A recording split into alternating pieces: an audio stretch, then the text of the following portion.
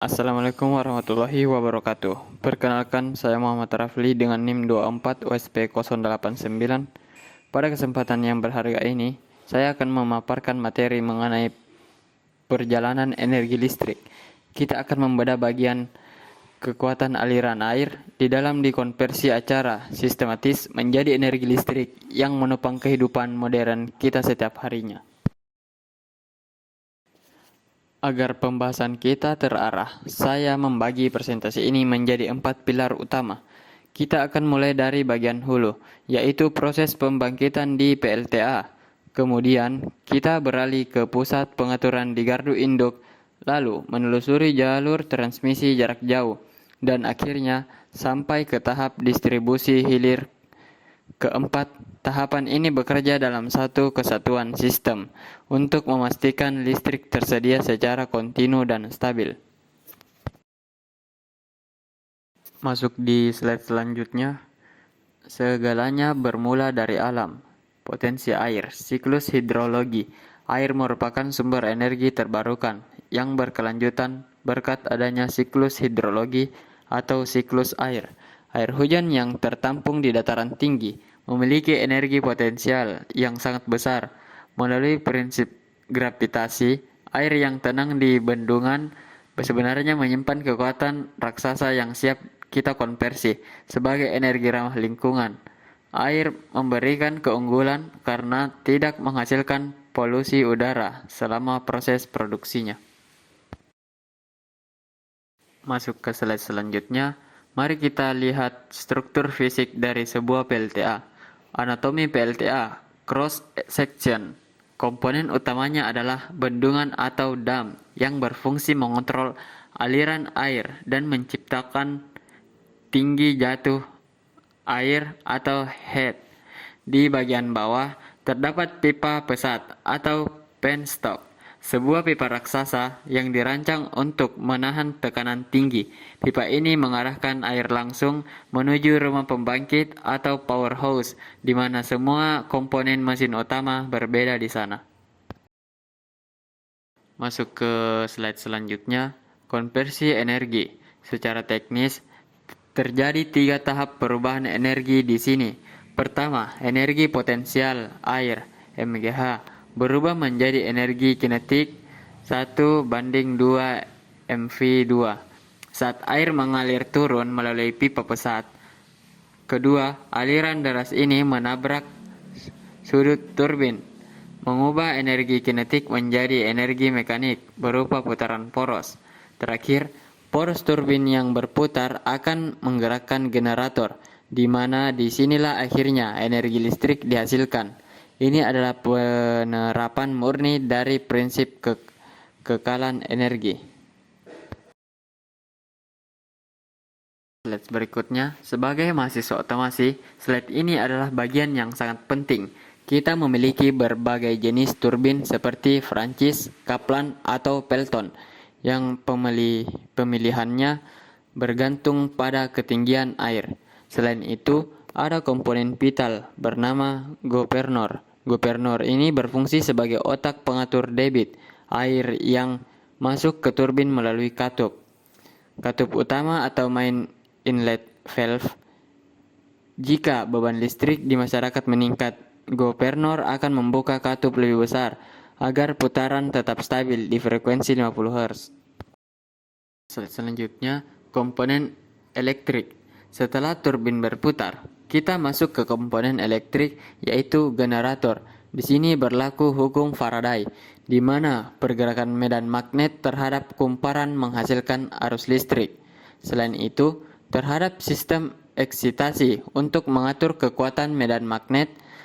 Sebelum listrik ini dikirim ke jaringan nasional, sistem harus memastikan terjadinya sinkronisasi grid, yaitu penyamaan tegangan, fase, dan frekuensi, agar tidak terjadi kerusakan pada sistem kelistrikan. Slide selanjutnya, setelah listrik dibangkitkan, ia masuk ke gardu induk. Di sini, peran utama dipegang oleh transformator utama atau main trafo.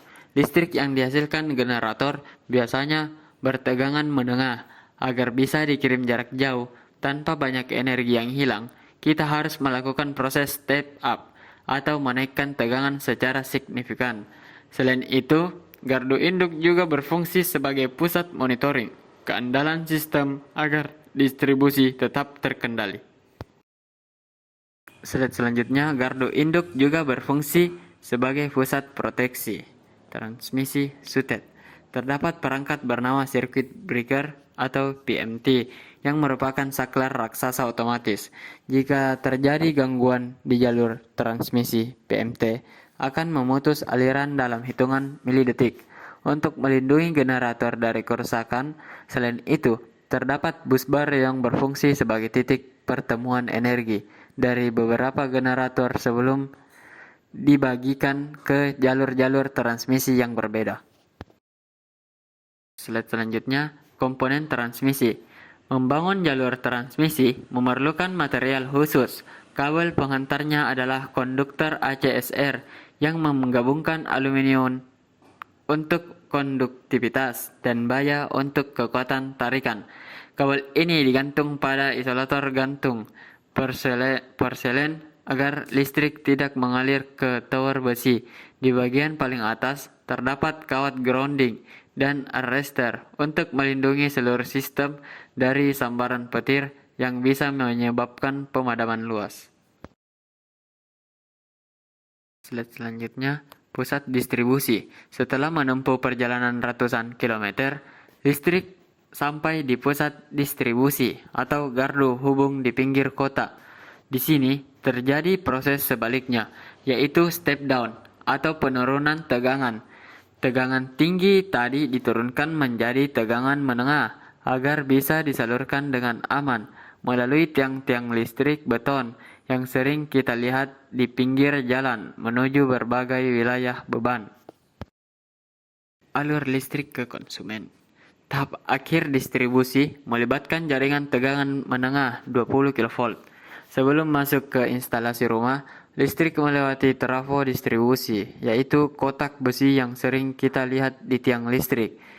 Disinilah tegangan diturunkan menjadi 220 volt, standar aman yang digunakan oleh peralatan elektronik seperti lampu, televisi, dan kulkas di rumah kita. Inilah hasil akhir dari perjalanan panjang ribuan kilometer tadi. Masuk ke slide selanjutnya, sistem proteksi. Keamanan adalah prioritas utama. Seluruh sistem dilengkapi dengan circuit breaker atau PMT dan fast sakring untuk melindungi baik peralatan mesin maupun manusia dari bahaya hubungan singkat. Sistem proteksi ini memastikan bahwa jika terjadi gangguan di satu titik, pemadaman tidak perlu merembet ke titik lain, sehingga kita tetap mendapatkan kualitas listrik yang stabil, bersih, dan aman. Next, slide selanjutnya. Adapun kelebihan PLTA. Mengapa PLTA menjadi pilihan utama? Pertama, ia adalah green energy yang bebas emisi karbon. Kedua, bendungan PLTA bersifat multiguna. Selain untuk listrik, bisa digunakan untuk irigasi pertanian, pengendalian banjir, bahkan tempat wisata. Ketiga, PLTA memiliki usia pakai yang sangat panjang, seringkali mencapai lebih dari 50 tahun, jauh lebih lama dibandingkan pembangkit tenaga uap atau gas. Slide selanjutnya, adapun tantangan PLTA.